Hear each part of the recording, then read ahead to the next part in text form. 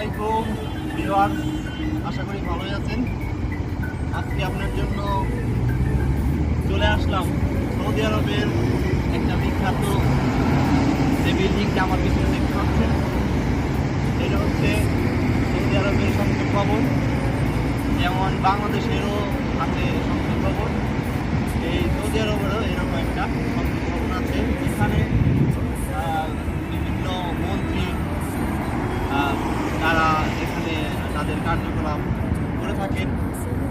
তাছাড়াও সৌদি আরবের এই বিল্ডিংগুলো আমরা ধীরে ধীরে আবার আরও দু একটা ভালো একটা জায়গা যাব, ভালো একটা বিল্ডিংয়ে যাব।